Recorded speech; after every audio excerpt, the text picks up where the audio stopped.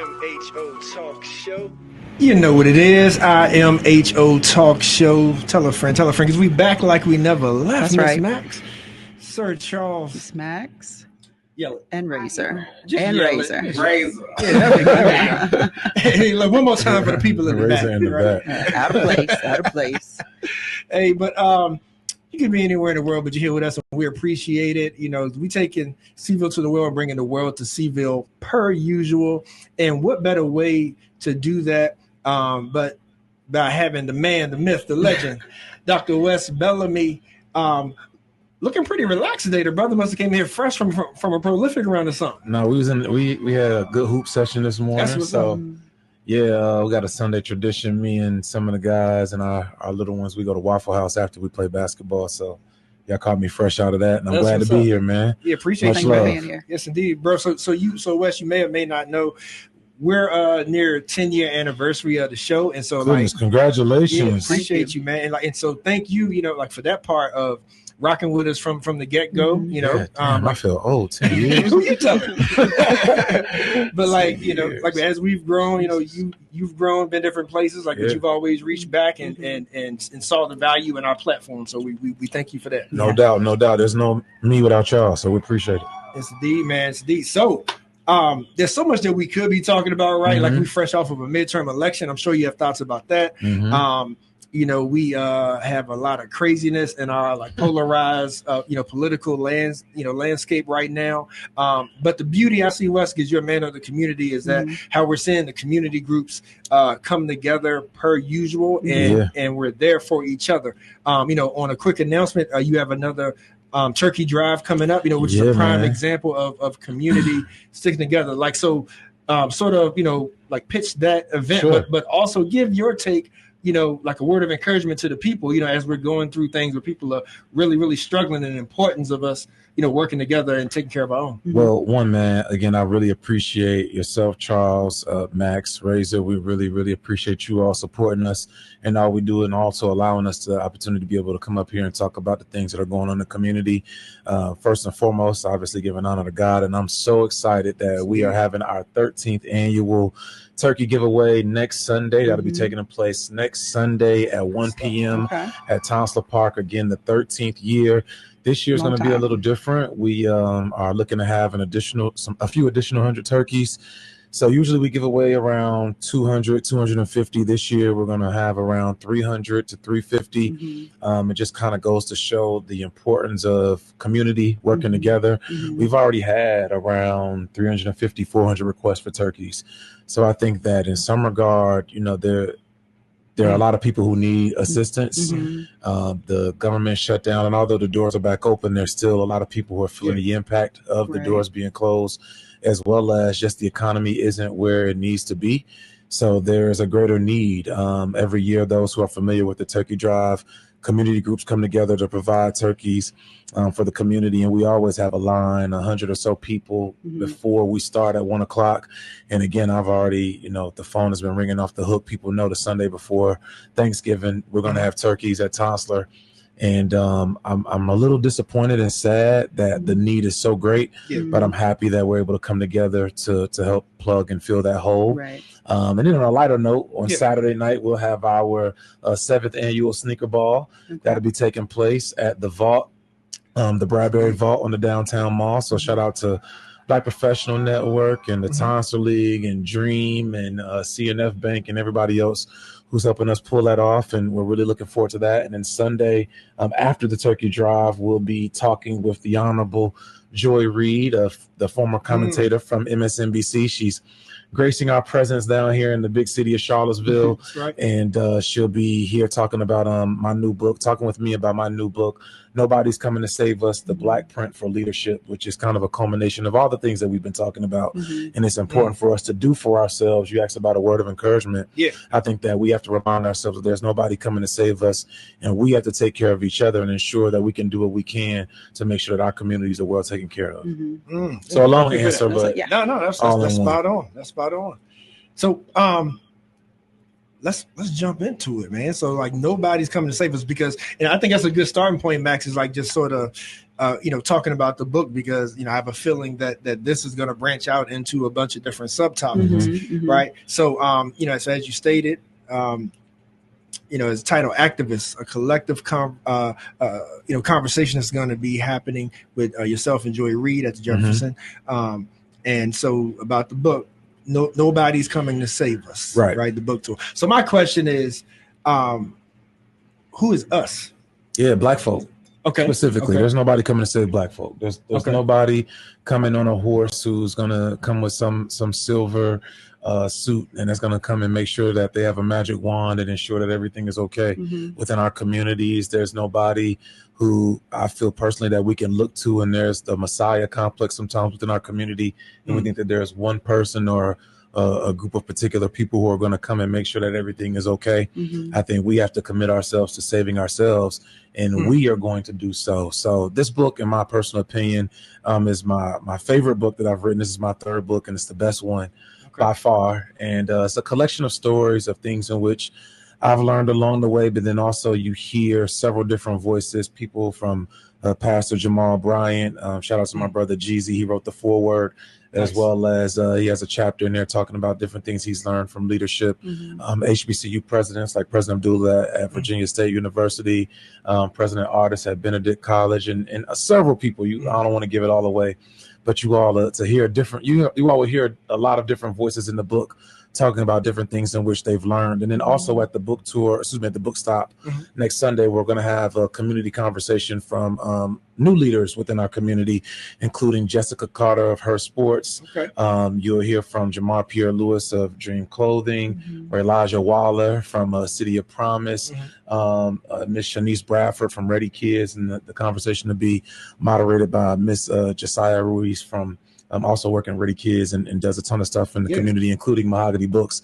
So it's going to be really good, man. I'm really, really looking forward to the conversation. But again, I think it's important for us to highlight each other, for us to support each other, allow ourselves to have these platforms, to have these discussions, because again, we have to do for us. And I've been so proud of seeing the work that we're doing here in the community. How do you think the theme of this book, this Black print, might differ from that of one people 50, 75 years your predecessor may have described the blueprint, Black print for leadership? Yeah, I think there's a few different things now that we have to deal with that they may not have had. I don't know if you want to call it the gift or the curse of having to deal with, but within the book, you hear stories, also kind of some untold stories.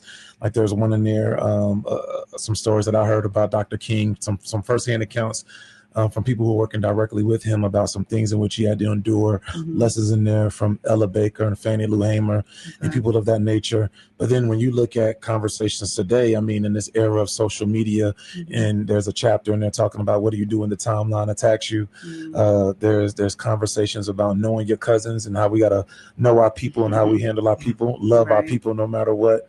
So again, there's a multitude of different things that I think that in some regard we're dealing with that maybe leaders before didn't have to deal with, but we do know that in some ways the Black print is the same. So again, it's just a culmination of conversations and life lessons that I think we all need to learn, no matter what kind of leader you think you are. You could be in the front, you could be in the back, you could be on the side, you could be the researcher, you could be the speaker, you could be the convener. I think we're all leaders, and in the ways in which we lead is going to be up to you. So I hope this book helps those who are coming about. Right. If nobody's coming to save us, why do we care so much about the elections? Why are we so excited, as a whole, generally speaking, about, say, Governor Spanberger winning the election? If we feel at this point, 2025, that the system is doing what it was designed to do, and we have to take ownership of ourselves.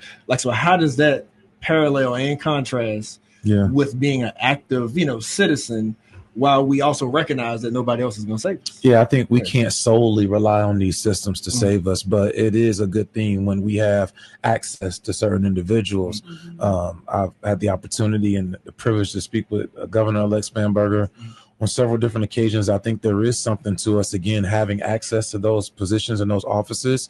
And I think that in that regard, we can utilize the tools that we have to make those systems be beneficial for us. we can be the beneficiaries of those systems as long as we can work them the way in which we know that they need to be worked. But again, the elections and the government process is just one aspect of what we need to do in terms of taking care of our community. Like, I'm so proud of the work. Like, when you see stuff that like Zah Bryan and her sisters do with mutual aid, or again, like folks like Shanice and what she's been doing at Ready Kids. A lot of folks within our community, shout out to, again, Jamar and all the folks who do like the back to school bash and the upcoming toy drive. Like, those are things, in my personal opinion, that show we take care of us. And I think that we can scale those things up. But before you can be a tangible leader, or in my opinion, a substantive leader, we have to learn certain lessons. And you don't always learn those things, unfortunately, in a quote unquote one book. Like, there's not often a manual that says, hey, this is what you need to expect when you go through this, or this is what to look for when this is coming about. And I'm hoping that this book can serve as a guide in some regard. I mean, there's a lot of talk about therapy, self-analyzation, and again, lessons that I think a multitude of leaders have learned along the way, and tools that they can provide to people to help them be able to be better leaders. Because again, ultimately, you got to be a leader of self first, and then you can go out and help each other. And nobody's going to do that for you. Nobody's going to be your own self leader. You have to be that leader. So we hope this book can help in that regard. Another question. I'm curious, how do you kind of synthesize this theme of nobody coming to save us with the individuals, the leaders in the Black community who step forward because they believe they can save something or someone? Well, I think there's a couple ways in which I would answer that. One, there's no one person who's responsible for saving our community. This has to be a multitude of us who work to do this work collectively. We can do individual work with different people, but there is no Messiah that's here. The only Messiah I know, he died like 2,000 years ago or something like that. So there is. I get you, but people. So I came to kind of the Charlottesville scene, if you will, around the same time that your work in the community was picking up steam, right? And I only imagine that at some point you believed that you could change this community. For sure. Still think that. So semantics. Save us, but changing and saving change the us, community. I think changing and saving us are two different things. I think we all have to, like, if you're in leadership, you have to consider the role in which you play, and then be clearly defined in what your purpose is. And there's a chapter in the book about understanding and learning your purpose. Understanding your calling. Now, this isn't a conference call, so not everybody's going to understand the calling that God has given to you. And then your purpose is your purpose. I think that you're serving a purpose in a particular season in a particular way. Like on Sundays at Townsville Park, that's my church. That's my opportunity to have my congregation, and we have hundreds of people there together, and we're providing the community with a safe space to go and us having fun. Is that changing the community in some regard? I like to think so. There's violence intervention and prevention strategies that we're using while we're there. I think that's changing the community in some regard, but that's not solely saving us. So again, like, I think individuals can do things that help out. And along my journey, I've learned that you can't save, quote unquote, anyone or anything. You can help play your role, and God can give you the tools to play your role. But this isn't a singular person job. So again, we all have to learn the tools and develop our skill sets so that we can play our role in helping change and impact our community. Cool. I like that. So, this us piece here, get ready, Raise. I know if you were quite ready. Stay ready. But this actually harkens back, Wes, to a couple of conversations that we had even earlier in the show and probably on previous shows of, and specifically today we were talking about school system, right? With Zah and. What up, Zah? Right. Congrats on your win. Yes, indeed. And so we know that there are so many like social factors that play a part in a child's success in their schools, right? Because if there's issues, if you have issues at home, most likely that's going to be kind of clinging on to you in every space you go into, right? So there's like a sort of a, like a community solution needs to be done. And so we talked about how the city schools, like has this new community school project that they're trying to do and all that to address these things. Shout out to Price and City of Promise. Price, that great project he's doing. And so all those Superintendent Gurley, what's up, bro? My wife, Dr. Jones Lewis. Dr. Jones Lewis. If we naming people, you will get me in trouble. You should have said that one first. Hey, Sharika, we love you. Let me be clear. But my main point that I was trying to make, what I want to ask you though, is that us, because we are generation after generation, right? We are thinking we're preparing our kids and we're pushing them into a society to where a lot of times they're not welcome with open arms. For sure. Right. So what do you think are the holes in the cracks in our armor as a community, as a us, right? Because we, you know, like we've had leaders, we've had movements, we've had these things, like we've had books to read, you know, quite frankly. We've had progress. Right, we definitely had progress. Yeah.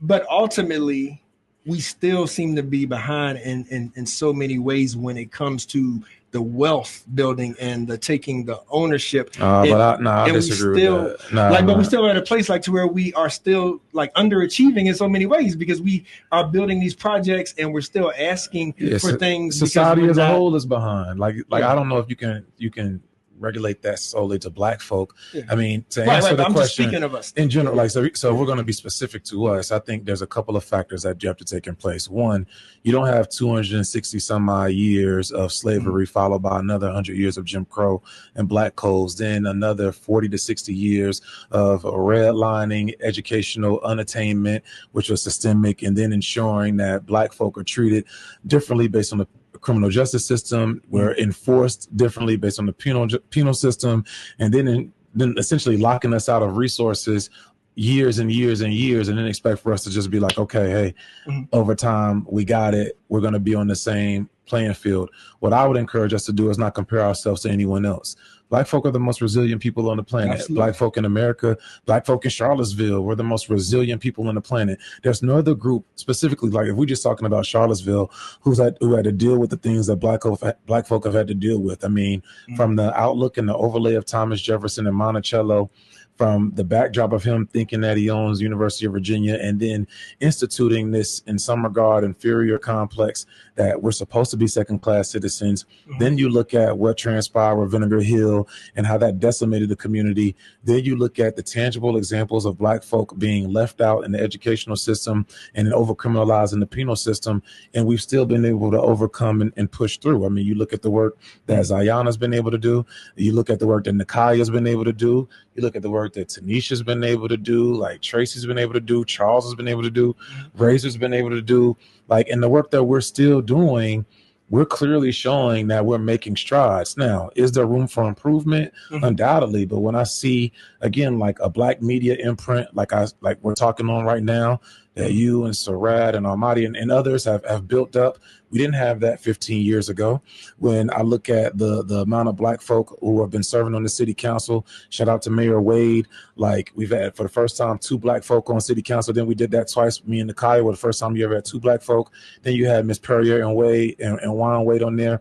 Yeah, 2 different times in less than 5-6 years, 2 Black folks serving on the council. Then you look at the Black folk who are serving on the school board. You look at how we've been able to be bold speaking out about equity. You look at the amount of projects from public housing sites in which we've been able to develop over time. You look at the education gap, and you have a superintendent like Royal Gurley, and coming on the heels of Dr. Atkins. Like, there's progress, in my personal opinion. Absolutely. That's been made. So when I judge it based off of, again, I only base us based off of us. I don't base us based off of anyone else. I see progress, but I also see room for improvement. Right. So again, like, we have to look at this as a holistic picture. It's very easy. I'm not saying you, but I'm saying collectively, it's easy for us to point out what isn't working and what hasn't transpired. But it's much more challenging for us to look at how we've been able to create change over time and give ourselves the benefit of the doubt. And honestly, I firmly believe that it's white supremacy that makes us look innately to the negative opposed to the positive, and not recognize or appreciate the strides that we've made. If you were to drop yourself in Charlottesville 15 years ago and see Charlottesville now, it looks like a completely different place. And much of that is due to the work that Black folks specifically have been able to do here in this community. And I'm looking forward to 15 years from now, how much even better our community looks because of the work in which we're going to be able to do. Totally agree with you. Yeah.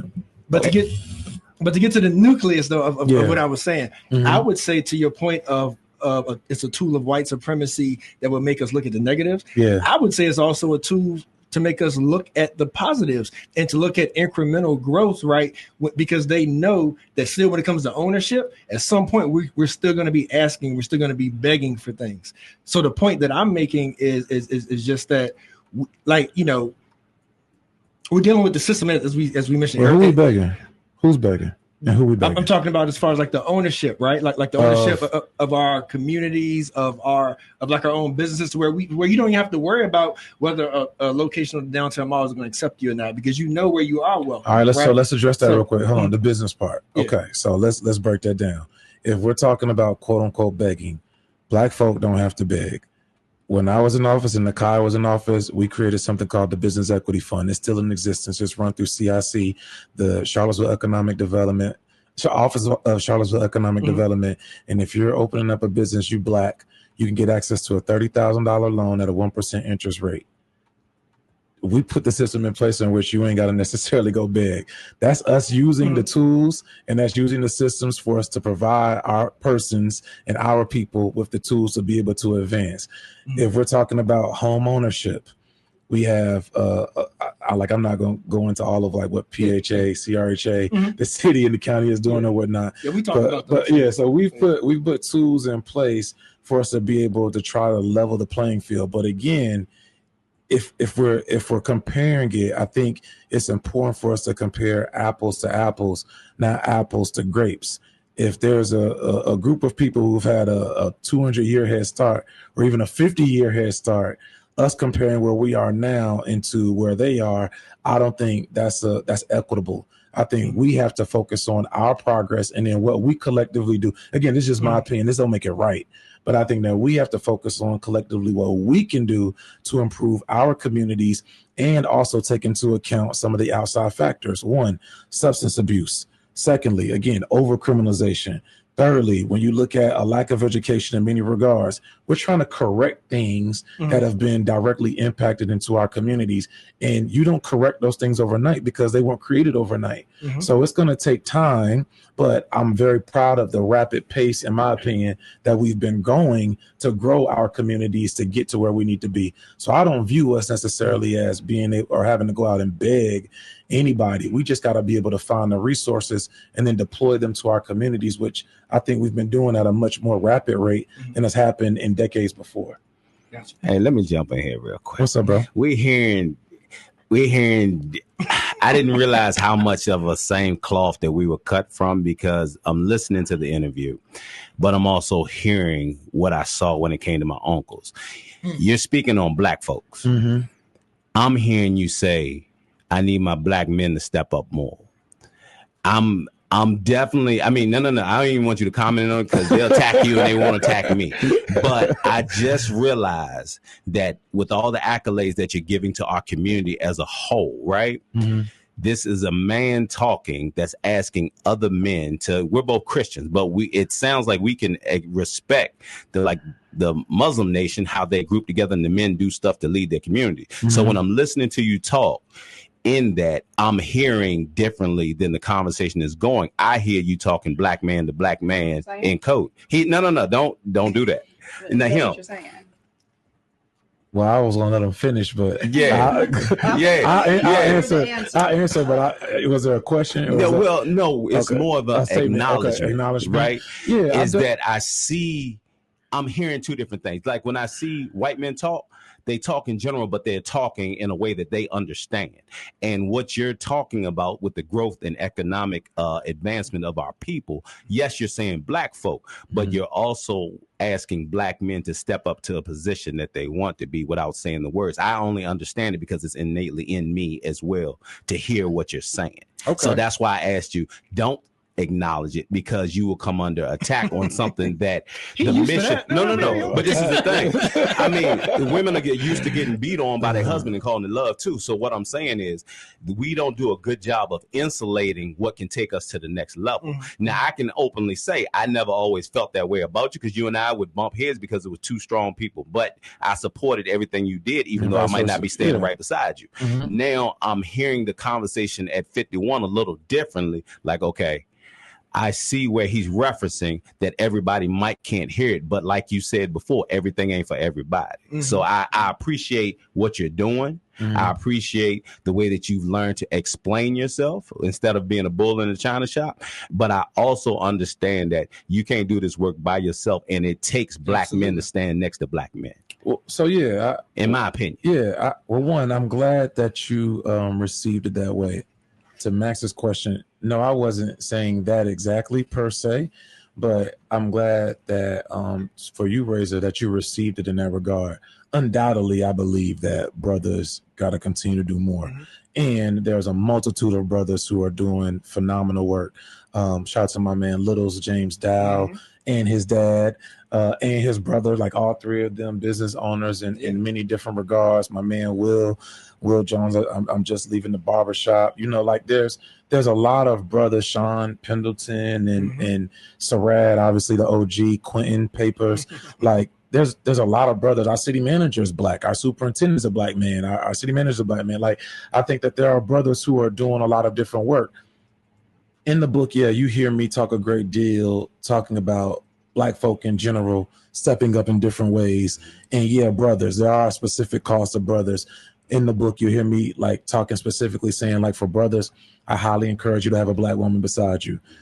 They're going to make sure they got your back. The T's are crossed, the I's are dotted. There's a list of people who I talk about like who I firmly believe make up my team and have helped me be able to go and grow in different ways as well. So brothers, we have to step up. However, I think those of us who quote unquote know, we have to do a better job of being able to encourage and empower our brothers to quote unquote take their rightful place, if you will, to use a biblical reference or to use a more communal sense. I think it's important for us to support the sisters. And there's times in which we're going to stand beside the sisters, times in which we'll stand behind the sisters. And then there's times that we need to stand in front of the sisters to make sure that they're protected.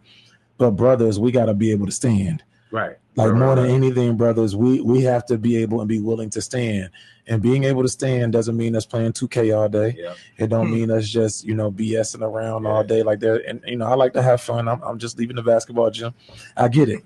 But there are things in which we can do. But again, I think that it requires those of us who know to be engaged in a way with our community to empower them to be able to, again, take different steps within our community. I don't think that collectively we always do a good enough job of being as welcoming as we can be. I think that there are often times there are some brothers who like they feel comfortable talking to some of us, but then they don't feel comfortable talking to all of us. And I think we have to collectively figure out and continue to figure out how we can be. That's the woman raised men, in my humble opinion. No, I don't want you. I'm just saying. I'm not knocking any. No, me either. I want to respond to that. I think there's man-raised men too who don't know how to communicate and talk to other brothers. I think that I ain't never seen it. Well, shoot. I mean, okay, so no, I'm just saying I haven't. I'm not saying it doesn't exist. I think the ones that you're talking about have found themselves, as Alexander says, go along to get along. With our sisters are so powerful now that it's easier for them to fall in line, and they can't take their rightful place if they're powerful. I think brothers, the men. And I'm not talking about the sisters. Sisters are doing what they're supposed to do to hold us together. But there is a group of men that have been raised to take the subordinate role from a child, and now when they grow up, their job is to, like you said, hold up and uplift, and they have perverted it, like. Holding up and lifting up does not mean that you do not lead, and they do not know how to lead. They're used to being told what to do.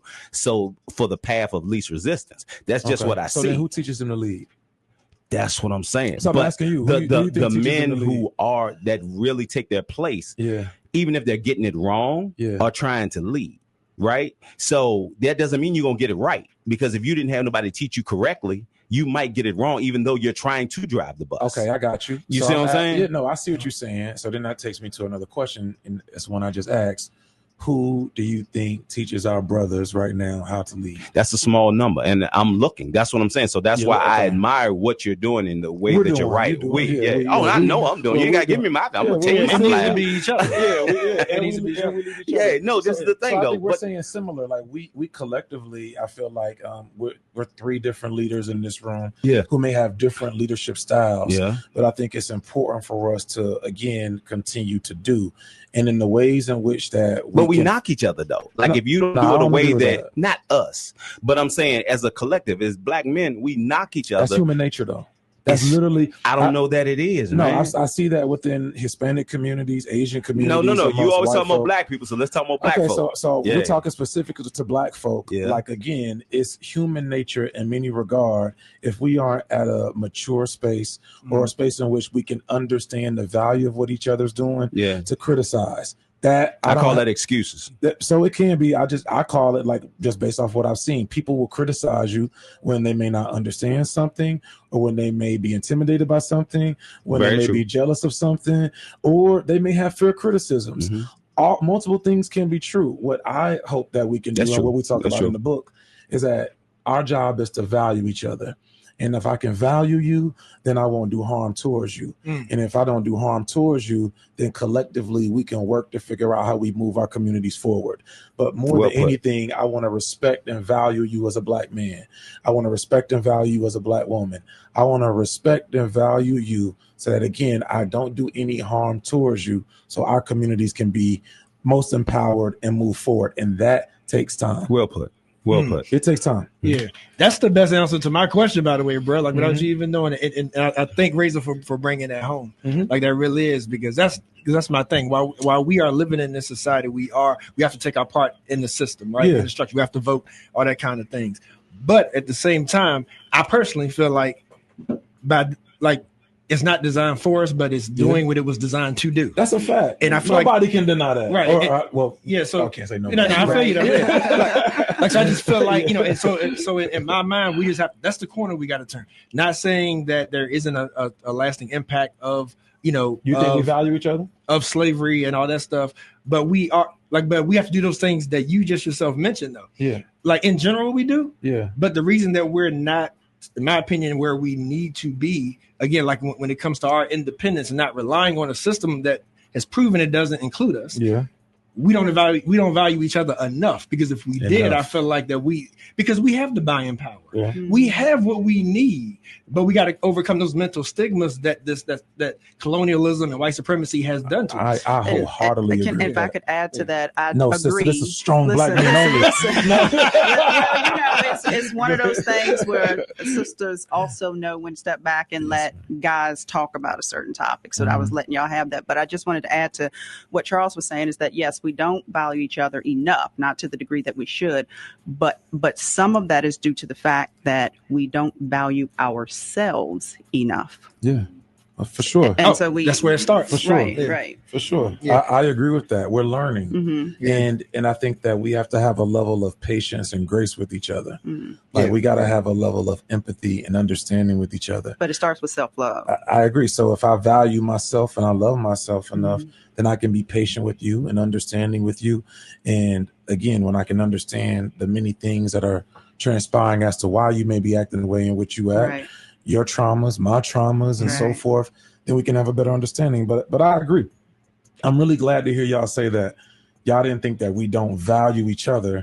You all added the word enough, which I agree with. We don't value each other enough, but that doesn't mean that we can't get there. And the more in which we work together and continue to fight with each other, fight for each other rather, not just fight with each other, we'll get to where we need to be. And that's what we're kind of hoping you get from the book. There you go. So Charlottesville Alumni Chapter Delta Sigma Theta Incorporated. The Delta, shout out to the Deltas, boy. They was going to kill me if we ain't had them right. You know what I mean? Shout out to the Deltas. We love our lovely ladies in red. Yeah, so Activists, a collective conversation on leadership, purpose, and action. Nobody's Coming to Save Us book tour, November 23rd, 3 to 5 p.m.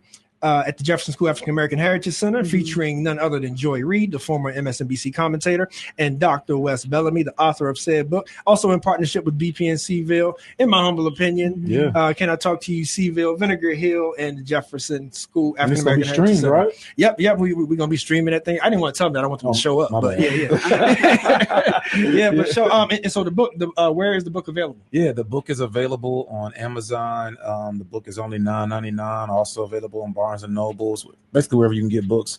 And it was important for us to keep the price of the book low. Again, it's only $9.99, less than a cup of coffee at Starbucks. This isn't about making a bag. It's really about ensuring that our people get the tools and get the knowledge. So we're really, really excited. This is a 7-city tour. We'll be in LA tomorrow. We have Charleston, South Carolina on Wednesday, Richmond on Thursday, Charlottesville next Sunday, and Atlanta, Charlotte, Tampa, Florida. There's a few different places, but again, we're really, really, really excited to be here in Charlottesville. There's no place like home, and we're hoping everybody comes out. Get your tickets today. It's free to come next Sunday, but there's only 250 tickets, and I think they're already at like 175. So go online, Eventbrite, get your tickets now. Also, come out to the Sneaker Ball next Saturday. 100% of those proceeds will be used for the turkey giveaway, as well as our annual scholarship. And we're really proud of that, too. We've been able to give away 5 scholarships every summer for the last 3 years at the Tonsor League. And our scholars are in school right now, so we're looking to raise money again for the turkey giveaway as well as the scholarships. And we're really excited about the work we're doing, that we collectively are doing, because we got us. Nobody else got to have us. That's we it. got us. There you go. All right, Max, family. Razor, Kanisha. You good, Until Nina? next time. All right. Until next time. Thank y'all for having me, man.